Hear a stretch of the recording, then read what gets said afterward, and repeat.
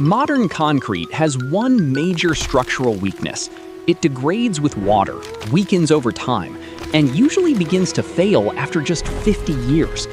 In contrast, ancient Roman concrete has survived at the bottom of the ocean for more than 2,000 years, enduring violent earthquakes and massive storms without any steel reinforcement. What did the Romans discover that modern engineers overlooked for centuries? How did ancient builders create concrete that actually heals its own cracks? Let us dive into the details. To truly understand this ancient puzzle, we first need to look at why modern concrete rots from the inside out.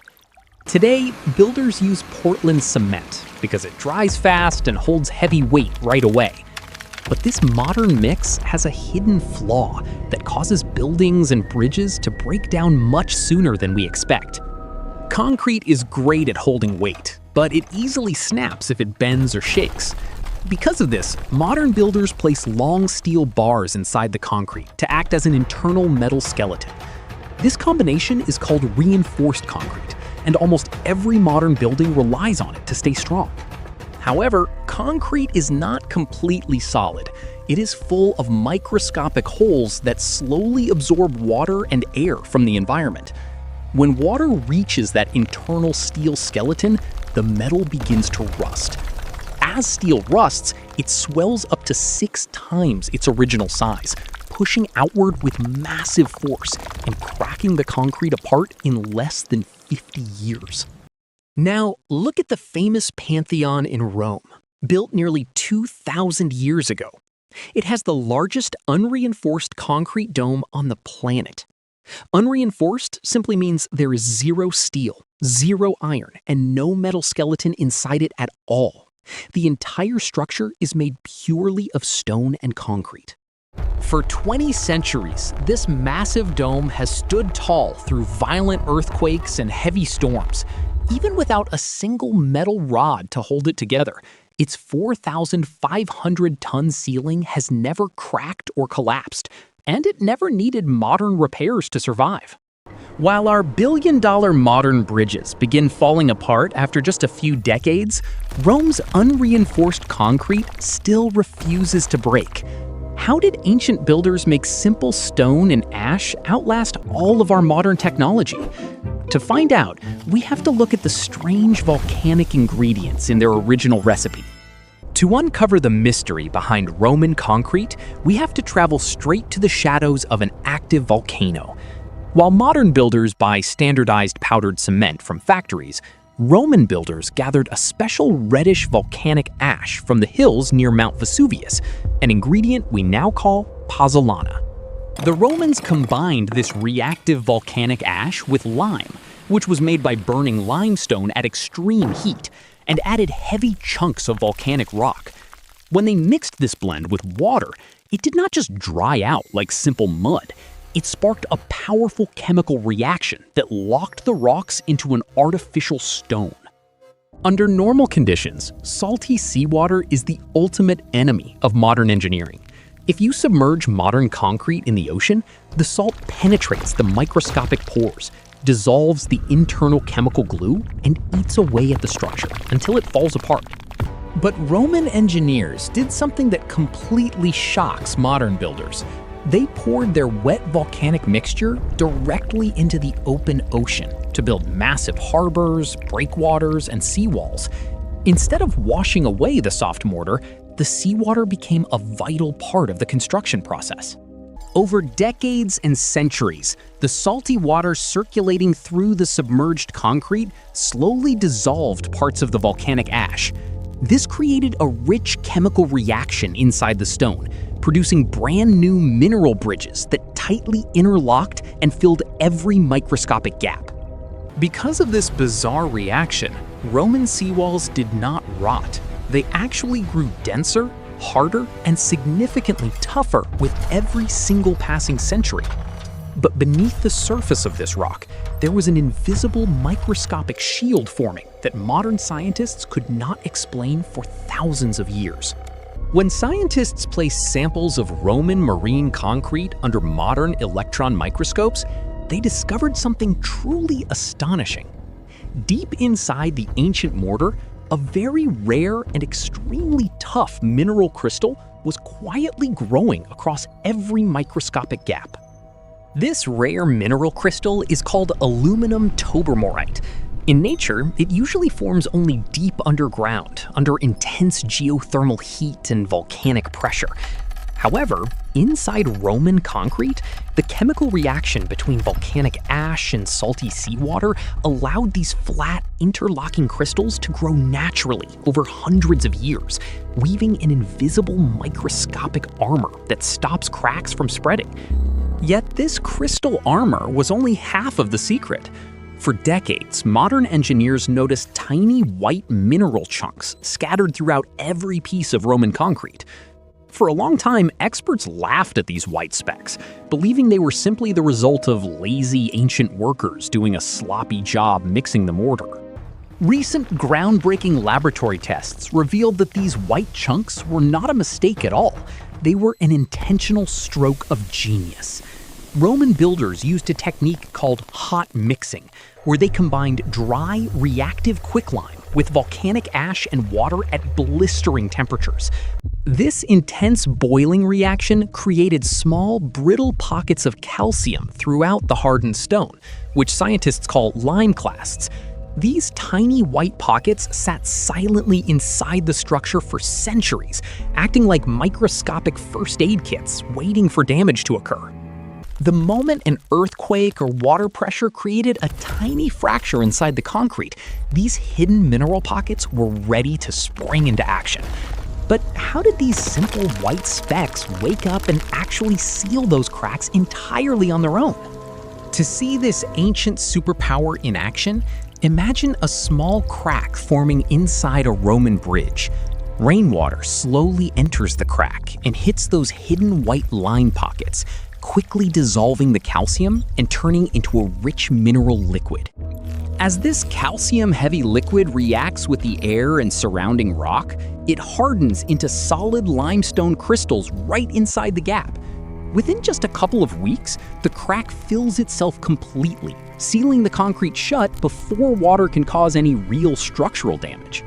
When modern researchers tested this in laboratories by cracking Roman-style concrete blocks and pumping water through them, the water flow stopped entirely in less than 2 weeks. The stone had literally healed its own wound, an incredible feat that no modern concrete bridge can accomplish today. However, self-healing chemistry was only one half of the Roman advantage. The other half was pure architectural genius. Roman engineers understood that concrete is exceptionally strong when squeezed downward, but breaks easily if you try to stretch or bend it. Instead of building flat bridges that need internal steel reinforcement, the Romans constructed massive curved arches and rounded vaults. This clever geometry forced all the weight to press downward into constant compression, while lighter volcanic rocks like pumice were used near the top to keep the ceilings light. With a self-healing chemical formula and brilliant structural engineering, the Romans seem to have mastered the secret to everlasting cities. So why did this revolutionary technology suddenly vanish from the face of the earth after the fall of the empire? When the Western Roman Empire collapsed in the 5th century, this incredible building knowledge did not just fade away, it practically vanished overnight. As imperial trade routes collapsed and communication broke down, the valuable construction recipes guarded by master builders were lost to the pages of history. The secret behind Roman concrete depended heavily on an organized empire that could transport materials across thousands of kilometers. Without imperial fleets guarding the Mediterranean Sea, moving tons of special volcanic ash from the slopes of Mount Vesuvius to distant building projects became impossible. Furthermore, ancient builders did not write down detailed chemical explanations in public books. The exact ratios of quicklime, water temperature, and volcanic sand were closely guarded secrets passed down by word of mouth from master builders to young apprentices inside construction guilds. When these construction guilds dissolved during the turbulent Middle Ages, European builders were forced to return to basic stone cutting and primitive mud mortars. For centuries, whenever medieval builders tried to create large concrete structures, the walls cracked, absorbed water, and quickly broke down in the rain. For more than 1,000 years, massive structures like the Colosseum and the Pantheon stood like mysterious relics of a lost civilization. Local populations living among the ruins could not explain how people had cast such gigantic artificial stones without modern cranes or machinery. It took over 1,500 years and the invention of modern laboratory scanners before scientists could finally understand the lost volcanic recipe of ancient Rome. But now that we have unlocked this forgotten secret, can Roman concrete save our failing modern cities and stop a massive environmental crisis? Today, our planet is facing a massive environmental crisis caused by the very material that built our modern world. Producing standard Portland cement requires massive industrial kilns running at extreme heat, making it responsible for nearly 8% of all global carbon emissions every year. If the global cement industry were a country, it would be the third largest carbon polluter on Earth, right behind China and the United States. On top of that, constantly repairing and rebuilding crumbling concrete bridges, highways, and tunnels costs global governments hundreds of billions of dollars every single year. This is where ancient Roman technology offers an extraordinary solution for our future. Because Roman concrete relies heavily on natural volcanic ash and requires far less fuel during manufacturing, producing it releases significantly less greenhouse gas into the atmosphere. Engineers around the world are already testing modern versions of hot-mixed Roman concrete in high-tech laboratories. By intentionally adding tiny reactive lime pockets into everyday mixes, researchers have successfully created self-healing materials that require far less maintenance over their lifetime. Instead of building bridges that need total replacement after 50 years, structures built with Roman-inspired formulas could easily stand for centuries. This simple change could save trillions of dollars in future repair costs while drastically reducing worldwide industrial pollution. However, the greatest challenge for this ancient recipe is not happening on dry land. It is waiting right along our coastlines. As rising sea levels threaten coastal megacities around the globe, how can Roman marine concrete become our most powerful shield against the ocean? Across the globe, rising sea levels and powerful coastal storms are putting immense pressure on modern shorelines.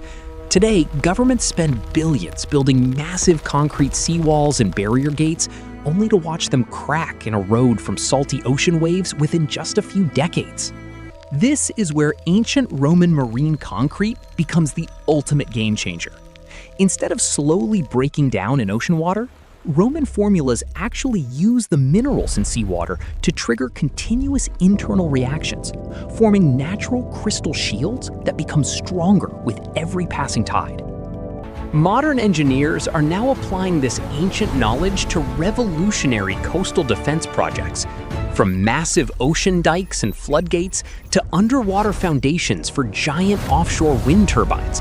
Using Roman-inspired mortar could permanently change how we build inside hostile marine environments. Imagine coastal barriers that do not require constant maintenance or billion-dollar repair budgets every 50 years. Instead of fighting against the power of nature, these structures work together with the ocean, healing their own cracks and remaining solid for hundreds of years. It is a fascinating twist of history that an ancient civilization, armed only with simple volcanic ash and limestone, created a stone far more durable than anything our high-tech laboratories invented over the past century. As our modern cities face unprecedented climate challenges, will we fully embrace this 2,000-year-old lost recipe to protect our future coastlines? Or will we continue building structures that crumble in our own lifetimes? What do you think about this lost ancient superpower?